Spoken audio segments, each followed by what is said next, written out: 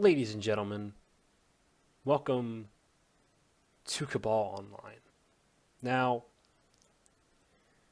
this is going to be a full playthrough of the main scenario in Cabal Online. We're going up to level 100, completing all of the main scenario quests and doing all of the side quests along with that. We're going to be looking at 3, maybe 4 of the game's main dungeons, which are Lake in the Dusk, Runia Station, and of course, Tower of the Undead B1F. Now, if we do decide to go a little further, we will also look at Volcanic Citadel. So we'll decide on that near the end, because that's not until way later. So, first thing is first, let me get a couple things out of the way. This playthrough is really going to be mostly focused on the scenario quests. So a lot of the grinding that I have to do for the side quests are going to be cut. They're going to just be snippets of me killing some stuff or showing off some combos and skills. But it's not going to be you just watching me grind those sub-quests for like an hour, which some of them take way too long to complete. And they're really annoying. So we're going to skip some of those, and we're going to mostly focus on this main story and scenario, which I will be reading for you. Now, if you really don't like that, I kind of apologize. Now, there's some stuff that we're not going to read entirely. We'll probably skip through a couple things. But I really want to try to get the main things of the story kind of explained and kind of shown off, because that's kind of what I want this playthrough to be, is, you know, a tribute to everything Cabal Online, and that's kind of what this video series is kind of supposed to be about. You might have seen my map tour series, which I went through the first 6 major maps. It was 7, but I couldn't find the Forgotten Ruin main theme, so and I screwed that up. But I'll maybe record that one later. Anyway, so I think it's enough talking. I'm kind of going on a little long here. I guess we should just get right into it. Cabal Online was one of my first free-to-play MMOs, and honestly is, in my opinion, one of my favorite free-to-play MMOs, if not my favorite free-to-play MMO of all time. I think it really, really revolutionized tab combat. It really just showed off what free-to-play can do at the time. It did a lot of really unique ideas, and really, I think, put free-to-play on the map for a lot of people. This game is very fondly remembered and is still pretty active today, most notably in the Brazilian community. But anyway, if you want to play Cabal Online, just Google it, and there is a global service, and then there's a service for North America, Europe, and Brazil. So, let's get started. So, let's start off with the classes and character creation. You might notice how the character creation screen looks a lot different. It was actually changed in the latest update. And there's actually a new update coming out tomorrow, which is going to release Forgotten Temple B3F, which has been out in Korea for about 6 months now, I think. So I don't know why they took so long to bring it over here when, you know, this is the most popular version of the game. But I digress. All right, so let's go through the classes. So first we have the Warrior. The Warrior is basically your off-tank. He's pretty much all about brute strength, brute force, knocking enemies down. You can see some of his skills over there in his Battle Mode 3. Warrior wields a giant greatsword. He wears heavy armor. Pretty standard stuff. In the lore, the Warriors are actually the first formed combat school. They're the first ones who actually used force for combat. Essentially, they derived a way to manipulate force to enhance their physical strength, and it also required a lot of physical strength to use. So a lot of people really weren't able to use it per se. And those people who were less inclined or, you know, weren't physically fit to use it, formed the Bladers. So the Bladers are the second combat school to be formed. The Bladers essentially are very similar to the Warriors in the sense that they use their force to manipulate their physical abilities. However, instead of relying on brute strength, they've noticed how they can use force to manipulate their speed.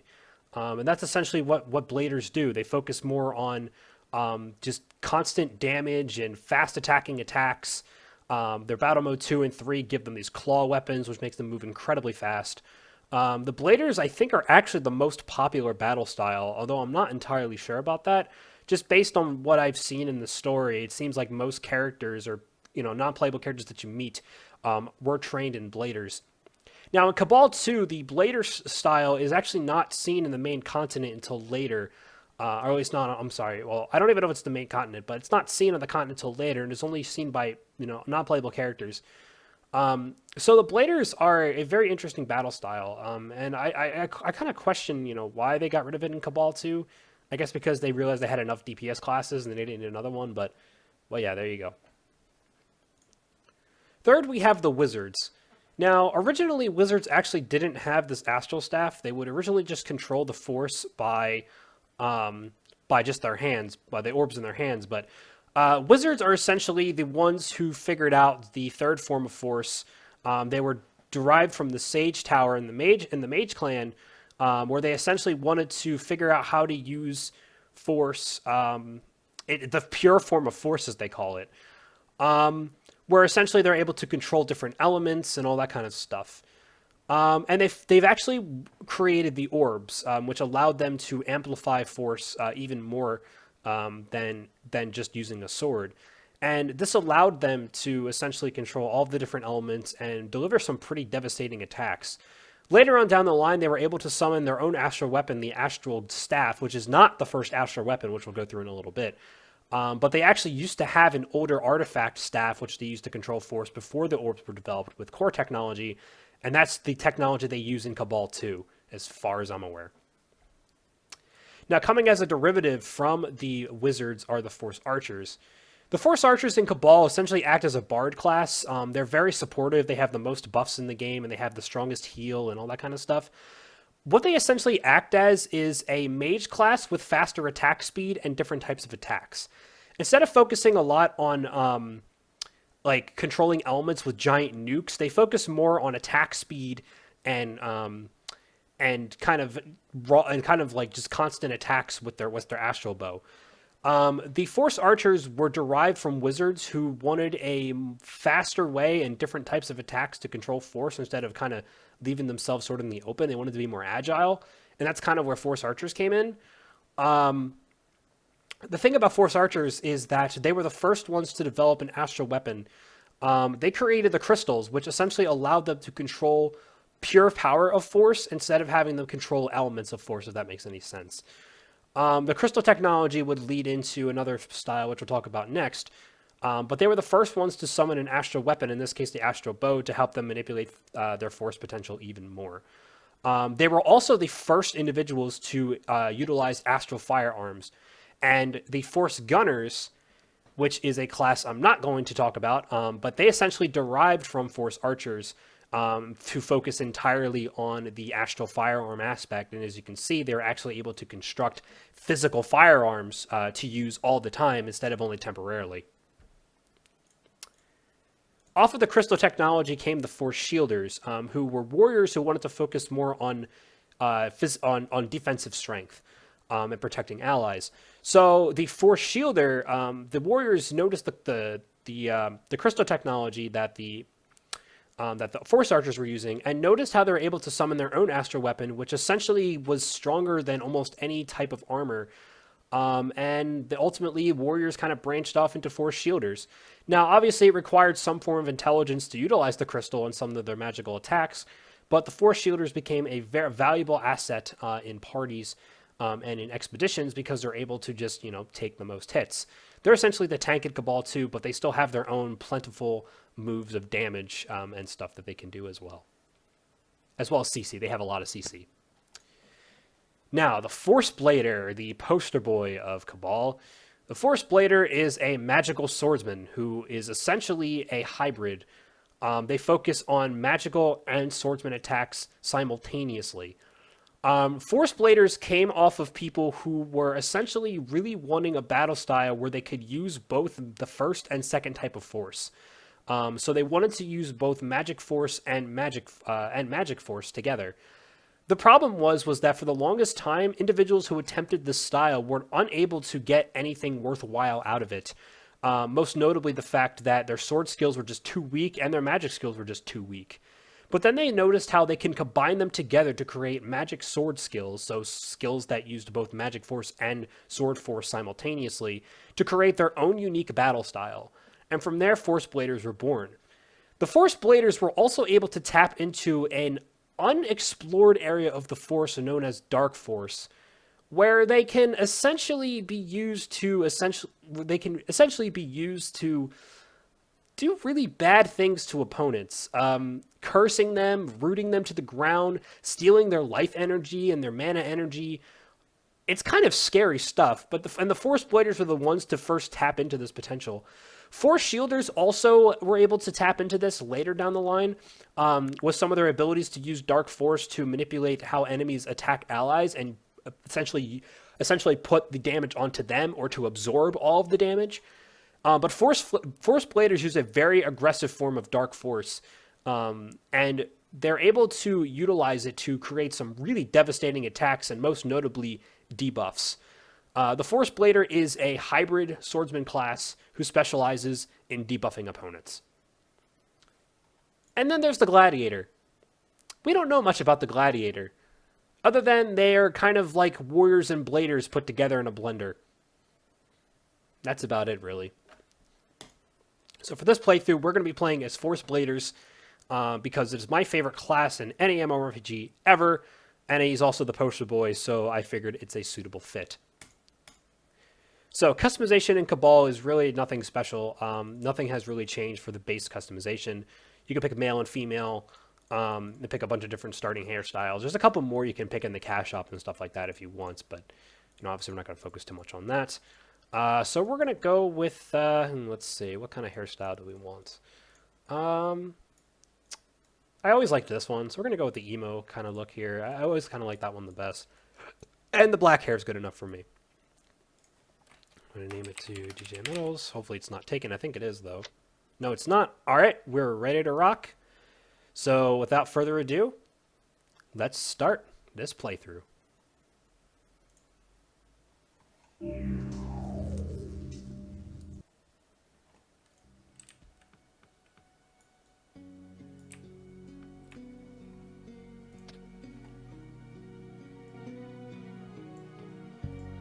So here we are in Green Despair, which is the starting town for Force Archers, Force Bladers, and Force Gunners.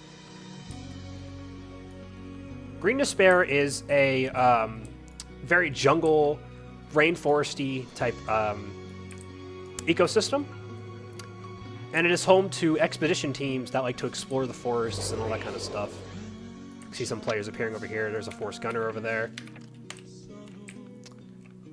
So we just started, and we don't really know where to go, but we start in front of Shooterbark, I don't know how to pronounce his name exactly, who is the officer for Green Despair.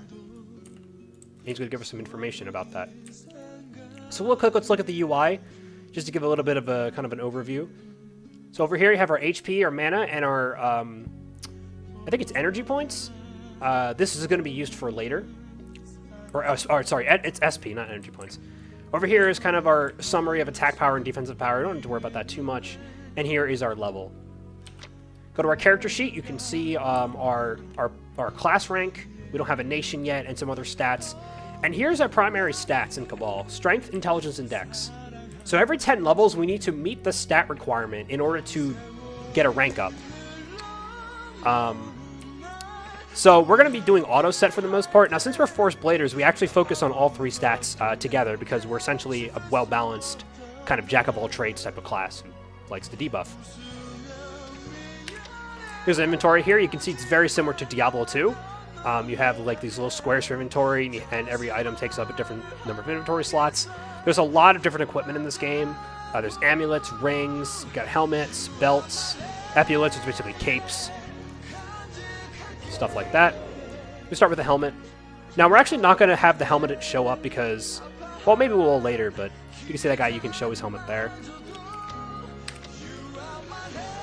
Here are our skills over here. We start with 2 skills, Impact Stab and Magic Arrow. And here's our skill rank is only Novice, and you see it requires 32 levels in order to get to the next skill, the next skill grade. So you have 2 types of skills, attack skills and sub skills. This has changed a lot in the game. Sub-skills are essentially going to act as our buff and debuff skills, and attack skills are going to be our primary attack skills. And then we have passive skills as well. So all three of these tabs level up the same. So our skill rank is sort of universal. And we're going to level up our skill rank up to, hopefully, at least Completer, but we might get up to Transcender as well. And then we have special skills, which are basically our kind of special buff skills. This is new for Force Bladers, called Astral Enchant. It's a passive skill that essentially gives them some more crit damage, crit rate, and stuff like that. And then we're going to get a lot of these later. Alright, so let me change my inventory to how I like it, or my items here to how I like it. Wait, make sure auto attack is off. It is off. Okay, good. Alright, let's get started. Welcome to Green Despair. This place is located on the side of an immense forest in the west of Polis Industria, which lies in the continent Pasture. Established under special orders by the sage Sirius, this place is a special government colony under the direct jurisdiction of the Tower of Sages. I will serve the role of imparting you news received from the tower and various information heard from the outside. First and foremost, I shall help you to acclimatize yourself to this place. Oops. As quickly as possible. Nice to meet you. I believe the first step would be to learn what is where, isn't that so? As the dealers are most familiar with this place, go and meet them. It should be proved to be a great help. Alright, let's go meet the dealers. If I press M, you can see our GPS, which is our map. These are the first three starting areas of the game, and then we also later have Port Rux, Fort Runa, Undead Ground, and Forgotten Ruin, and some other places later which we'll unlock.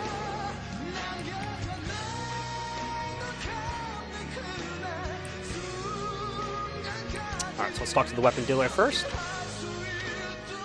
Are you the fighter that just arrived? It's a pleasure to make your acquaintance. I am Mitroff. I sell weapons. I deal primarily in the weapons that are used by Force Bladers. By the way, do you know how to rotate? Yeah, whatever. So you right-click to rotate the screen, whatever. We don't really care. Alright, here's Collins. We're going to be meeting Collins quite a lot. You might notice Collins looks very familiar to another character in Cabal 2. I think his name was Simon? I don't remember, but yeah, it's the same type of character model. Little fun fact for you.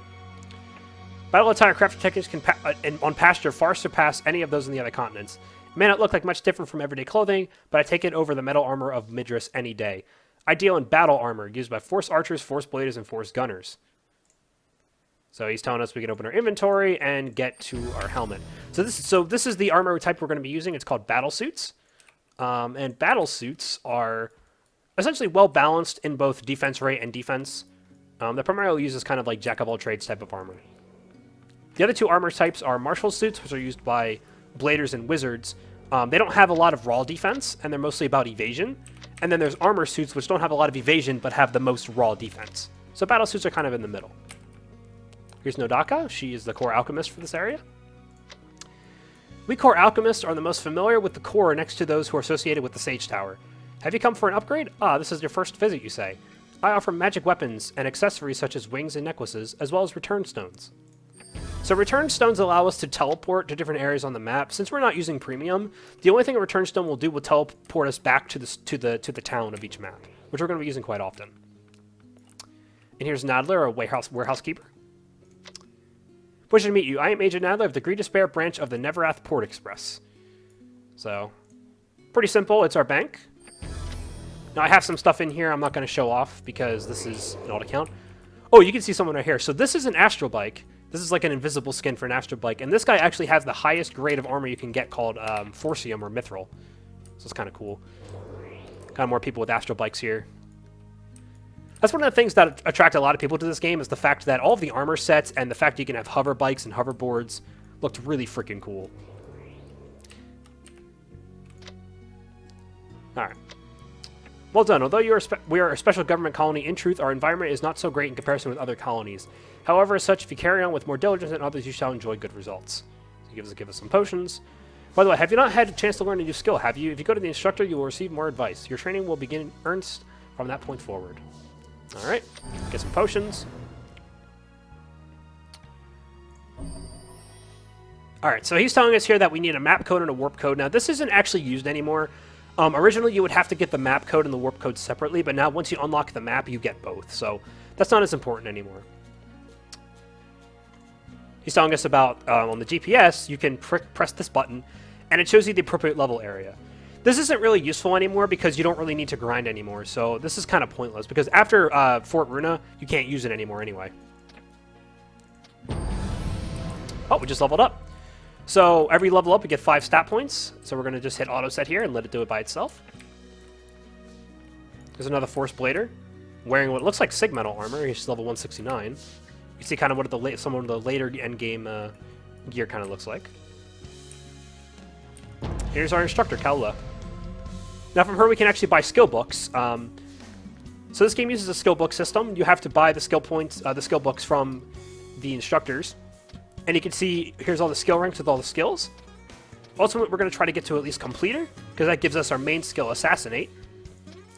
Transcender, we also have 3 new skills here, which we might try to get to, but we might try to get to at least Transcender 0, but we'll see. Here's sub-skills as well. As you can see, a bunch of buff skills, debuff skills. Here's all the debuff skills later on in the game. And passive skills as well. Increases maximum health and mana. Some more buffs and stuff like that, so...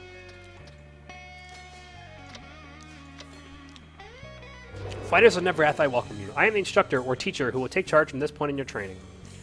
Do you have any battle experience? If not, I'll give you a brief discussion on how to fight. Yeah, whatever.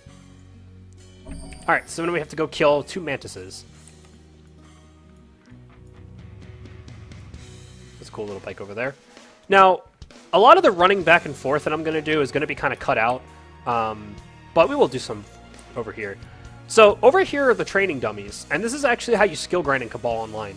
Originally, you needed premium to use the training dummies, and you can only get up to, I think, 1/3 or 1/2 of your skill XP.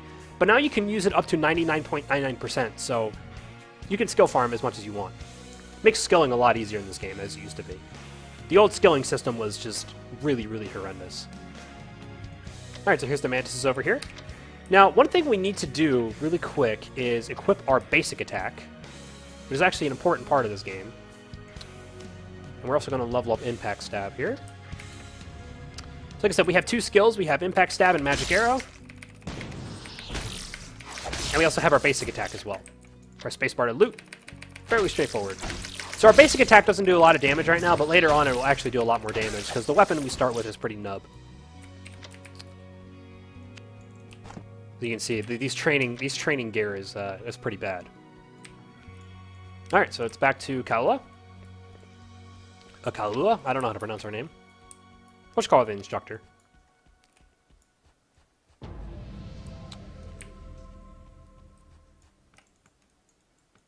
Some more astral bikes over there. Some more people dancing. Now, the reason why you see people dancing is because it recharges your SP. And SP is used for combo mode, battle mode, and all that kind of stuff. So it's actually very important for dungeons that your SP is full. There does exist SP potions, but I think they're only cash up only, and even then they're super expensive. Alright, so we got a new skill. We got Force Stab. So we can open inventory, right-click to learn it. And there we go. We'll equip it here, and we'll put Magic Arrow here. Right, as you obtain a new skill, you should be able to feel how much more powerful you become. However, there's nothing more than just experience. Go and hunt a memento, which is the leader of the Garleys. You use your new skill as much as possible. Also hunt some Troggles to fill myself with the new skill. Alright, let's go. We'll level up our skill again. We're just going to level up Impact Stab. So, one thing to note is that the skill system in this game has changed dramatically. Originally, how the skill system worked was that up to level 9, every level of your skill would decrease the cooldown, and every level after that would increase the power and the mana cost, but would also increase the cooldown timer. Now it's different. The cooldown timer is now universal, so even if you have this skill at level 20, it still will only have a 1.9 second cooldown time, which I don't know how I agree with that, but it's just how it is now. Alright, let's kill this memento over here, who is one of the mini-bosses we'll be encountering later in the game, which will give us some pretty nice gear. So he dropped a Ring of Memento and a Battle Suit +1. So we can't wear this yet, but we're going to be wearing this ring. And we're going to make sure we get 4 rings of Ring of Memento. Now, ultimately, there's going to be another ring we're going to get later that's going to give us crit damage as well. So we're going to try to use both of them.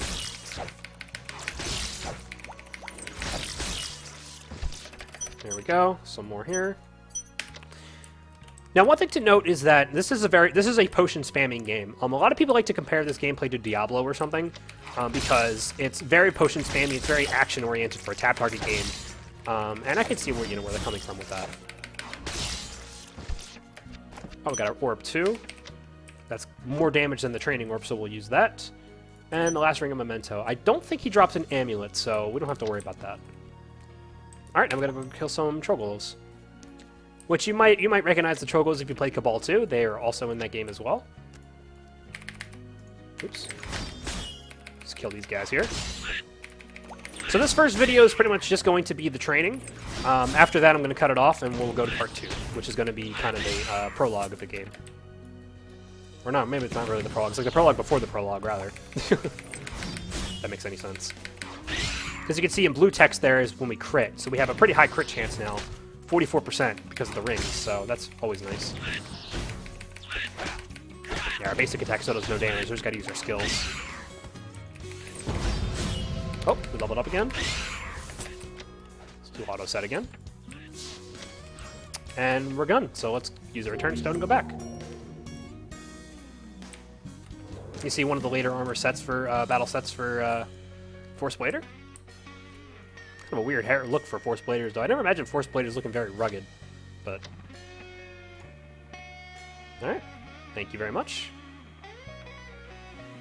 Now, she says she's going to give us Vitality Mastery, but it doesn't look like she... Oh, no, she does. Okay, never mind. Weird typo, then. Alright, so this is one of the passives in the game called Vitality Mastery. This increases our max HP, and we can level it up every skill rank with ALS. As you can see, it requires 7.8k to get this level 2, but we also need to get to rank Apprentice, which we're not there yet.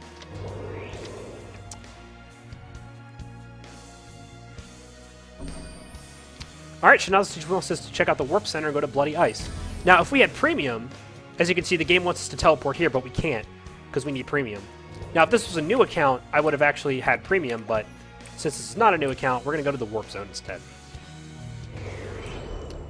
This is the Warp Center. This allows us to go to the 3 starting areas, as well as a 4th Warp Gate, which is used for quests. It's not used as much anymore, but back in the day, it was used a lot.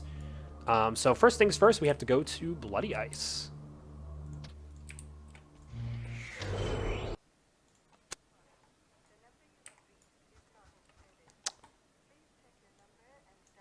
So here we are in the ice area of the game, Bloody Ice. This is the starting area for warriors, force shielders, and gladiators. It is also the home to the auction house, so we're going to see a lot of players and bots over here. I'll make sure to mute this bot up here. There we go. There's another one over here. Block. Good. So you can see a lot of higher level players here. Here's the auction house, the agent shop. We'll be using that later to get some better gear, but for now, let's keep going. Oh, some lag. Loading the people over there who are skill grinding. We're actually going to turn off our effects here so it doesn't lag us too much. There we go.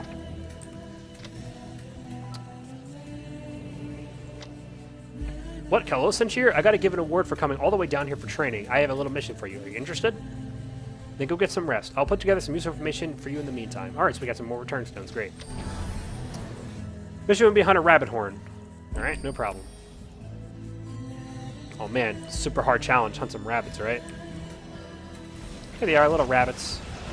Little rabbit horns. Cute little guys. Oh, you blocked my thing. It's very noisy over here because people are skill grinding, and for some reason it doesn't drown them out. It's supposed to drown out their sound, but it doesn't for whatever reason.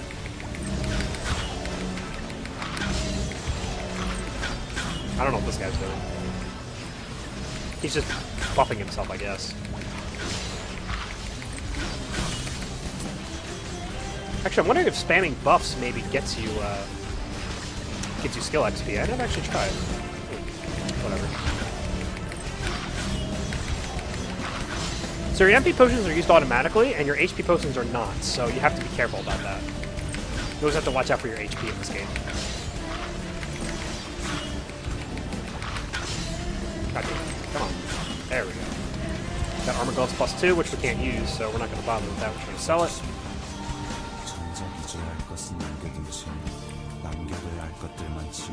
Alright, O'Connor, what do you got? Alright, now we gotta go to Desert Scream. Now it said we received the map code for Desert Scream, but we already start with it, so we're just gonna head right over there. We got more skill XP as well, I think. Yes, we did. Let's level up 4 stab. And impact stab as well. Alright. Actually, it's Battle Hunt +1. Let's get that. Oh, here's an amulet. I'm not authorized to take it, but let's just kill this guy so we can get it. This is a bot. You're gonna get a lot of mails from bots all the time. It's rather annoying. Oh, come on. Drop the amulet, man. There we go. Gives us some more HP and attack rate. Nothing too, major, but anything helps, really. Alright, so now let's go to the third area, Desert Scream.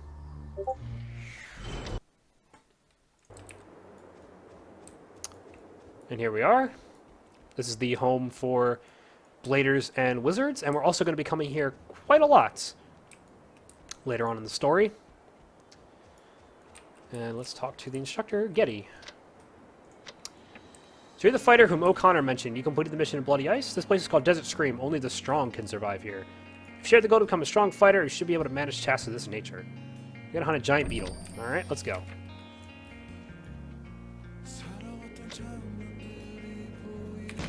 Nothing too difficult, I don't think.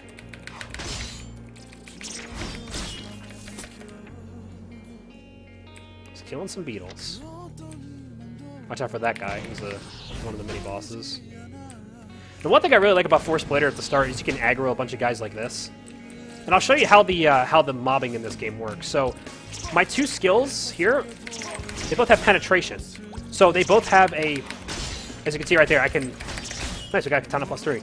I can attack through the opponent and hit the guy who's directly behind him. Every skill in this game has its own attack range, which is really cool. It makes it feel a lot more dynamic.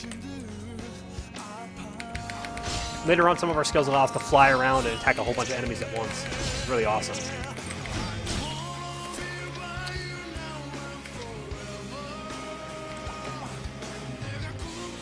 Let's head back.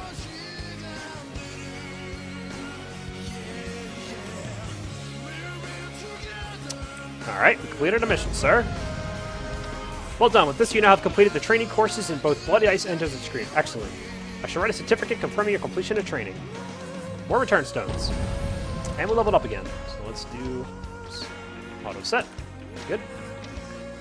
Certificate. And let's go back to Green Despair. Got some more skill points too. Which one skill point, rather?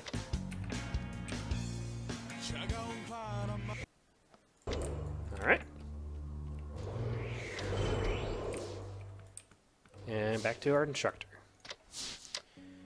Certificate testing your completion of all the training courses of the existing special government colonies. You have performed brilliantly.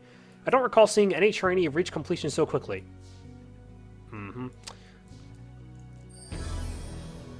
Alright, cool. More potions. I'll go back to Magic Dealer, and now we're going to learn about upgrading.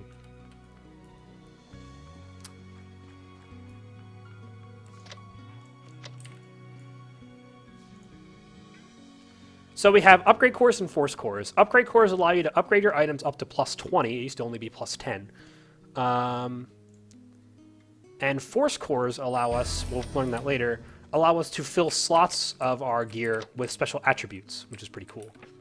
So we have to collect a Training Upgrade Core from Troggle Fighters and Red Garly. And then we have to get Training Battle Gloves from Red Garlys in Desert Scream. So a little bit of walking here we got to do, but shouldn't be any problem.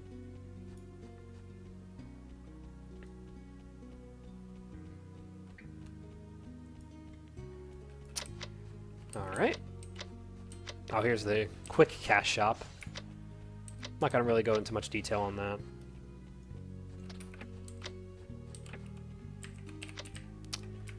Alright, here are the fighters back here. A lot of these are really old, memorable grind spots. Like this area over here was a very popular one. Struggle fighters have a lot of numbers in them, to say the least. And yes, even at these low levels, you had to grind to level up. The quest did not give you this much experience. Like, you would have to come back here and kill these guys. Alright, there we go. Now we're going to go to Desert Scream and get the Training Armor Gloves. No problem. Okay, Desert Scream. You have to hunt Red Garlys, which are out here.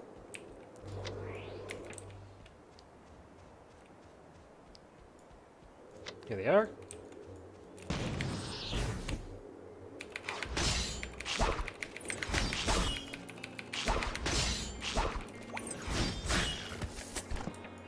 Try turning off the music a little bit more. There we go. Alright, now we're gonna go back. Fairly straightforward if I do say so myself.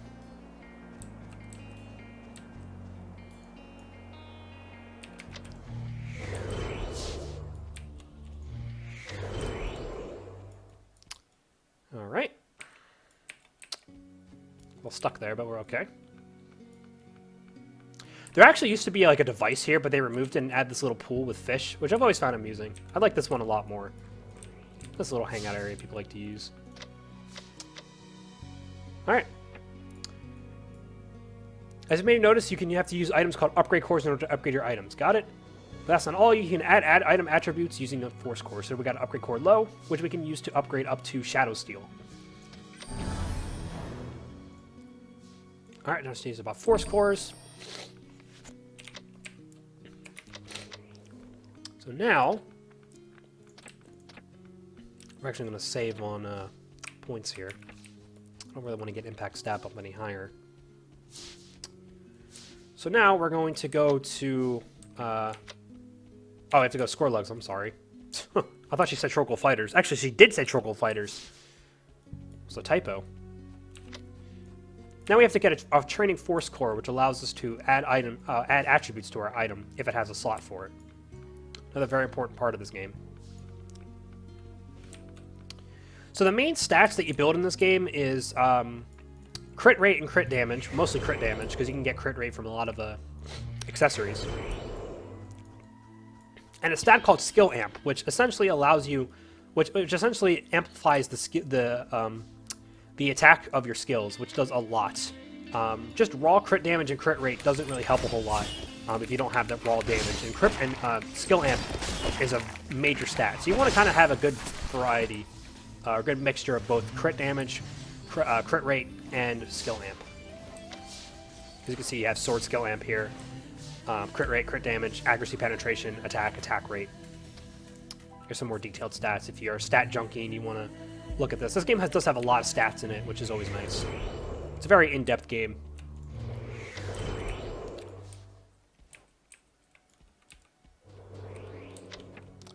Now, I thought we were supposed to get one of our enchant skills, but I guess not. Oh well. So in order to add options, you need an option scroll, which allows you to add certain options or random options to a gear. And now she's going to give us these battle gloves, which gives us plus 4 skill XP per skill. We're going to be using these a lot later on in the game when we do some skill farming. Now we just got level 10, with level 5, sorry. And let's do auto set on that. Now, we actually can't wear a lot of these yet. The main problem with Force Blader early on is that they really struggle with being able to wear equipment early on in the game because their stats are so distributed really weird. Oh, that's a really cool bow. Look at that. That, I believe, is a Forcium bow, a highly upgraded Forcium bow, and it's really cool. Or it's the Arctinium one. I don't remember, but the higher level bows look like crossbows, and they're really, really cool. I've always loved their look. Anyway, now it's time we do leveling up our class rank. So every 10 levels we have to perform a rank up test, which are all fairly easy until I think around level 70 or 80 where they start getting a little bit more challenging, but they're fairly straightforward. They're nowhere near as hard as they used to be. And every time we complete one, we get a reward. So we don't have any music here, so I'm going to put on some music here. Let's put on this song, if I can find it. Here we go.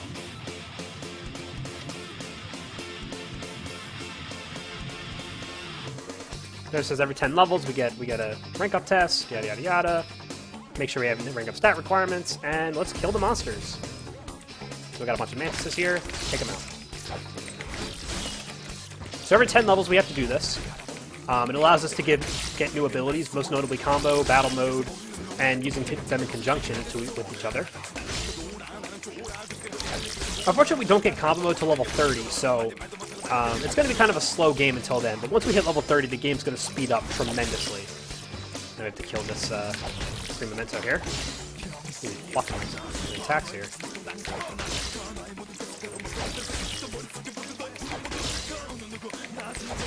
There we go. Easy. Mission complete. Fairly easy. I do say so myself.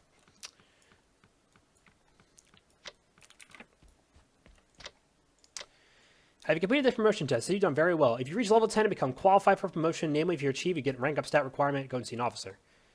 Now the training must end here. And we get more health potions. And that's it. So now we have a new title, Colony Trainee, which gives us +3 skill XP per skill. We're obviously equipping that. We're going to get a lot of these different increasing titles that are just going to give us more XP per skill. So we're going to keep using them throughout the rest of the game until level 100. And you can see it's also an achievement as well. There's a lot of achievements here. Some of which give really, really good titles, but for now we're not too worried about that. And we'll level it up again, so let's check what we need for some of these items. Okay, we need 20 and 20, so let's make sure we have that. Now we can equip this. And what about this katana? We need 24 and 24, so that kind of sucks. We'll just do that for now. And I think that's it. Now let's level up Force Stab a little bit more. And you can see our next quest is going to start the Green Despair scenario line. And we're also going to get regeneration from that. So let's take a look at some of the skills real quick, and then we'll call it for this part. We're actually going to buy... I think we might buy Flash Draw. I might wait for it, because I really would like to have a magic skill. Maybe we'll replace this with, like, one of these instead.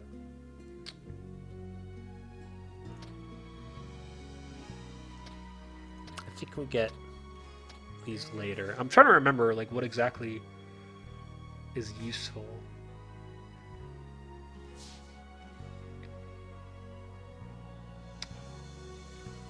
How much money do we have? Oh, we don't have that much. Well, it's fine. It's fine.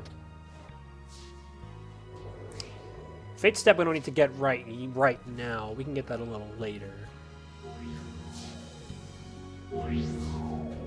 The reason I want to get Flash Draw is because Flash Draw knocks enemies down. Which I think is going to be more useful in the meantime.